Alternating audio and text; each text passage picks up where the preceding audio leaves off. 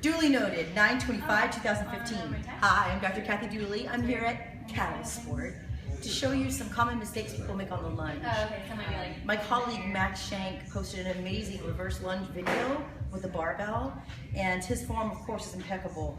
And I wanted to point out some of the things that Max does great that can actually have carryover into what we call the gait lunge. The gait lunge is going to be something that mimics gait a little bit more, and so you can do it in a deloaded or loaded fashion to help you improve external rotation on the hip that's back as well as extension, and help you with healthy compression of the lead leg with things like suspension and gait. So you can either step back or you can consider this stepping forward. But when you get yourself into the position, you want yourself in a lunge position that actually has support on the tripod. First metatarsophalangeal joint, fifth metatarsophalangeal joint, and heel. So first toe, fifth toe, heel. And you want the weight kind of evenly distributed through those parts with a little slight bit of emphasis onto the great toe. You don't want the knee extending past the great toe or coming too far medially. We call that valgus collapse, and this is too much quad dominance. So we actually want you to match the lateral movement of the hip to the forward movement of the knee. That way there's a net outcome of hip movement preceding knee movement. A lot of people have knee pain on a lunge because they lead with the knee. You never lead with the knee. The knee is a hinge joint, modified hinge. It means it has one plane of movement with a second degree of freedom for rotation. Whereas this guy, triaxial, big muscles.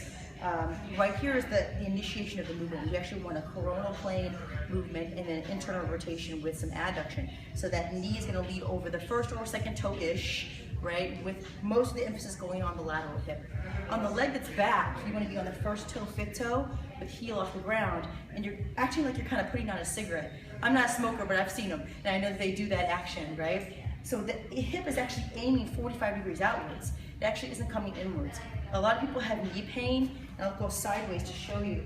They kind of collapse on the lunge because the femur comes inwards into internal rotation, and so they end up with this V presentation where they lose abdominal stability and compress their hip, and therefore their knee again gets the brunt of the force. So try to keep the hip open and try to descend through the actual hip with extension, and then the knee doesn't have as much force placed on it.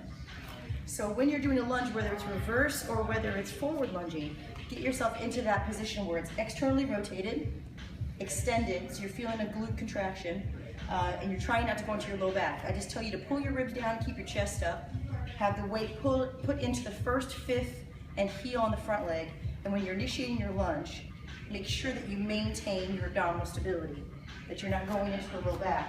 So on the lunge, you're avoiding this pitching motion, you're also avoiding back hyperextension. Feeling more in the quad is not better, right? Better is better, so you want to make sure you have abdominal stability and you're able to descend on the lunge like that. You will feel the back leg get loaded in the quad, which is good. You might feel the glute contract, but you don't want to sacrifice abdominal stability for hip mobility and strength, so you want to make sure you have both, always. The breathing cueing on the gait lunge would be inhalation before you descend. So it's a nice big inhale, maintaining your abdominal stability. You descend and exhale as you're coming up, as if the exhale is rocketing you up. What you don't want to do is make sure you're exhaling as you're moving. It means you're losing intra-abdominal pressure, kind of like letting the air out of the balloon too early. You want to make sure you maintain core stability for the distal mobility happening in the lunge. If you decide to weight this up, you can put a barbell on your back. You can just do it, practice it first with no weight. It's hard enough to do correctly with no weight. Try that first and then load it up. If you have any questions, email me at drkathydooley@gmail.com, and I'll see you next time for more gait progressions.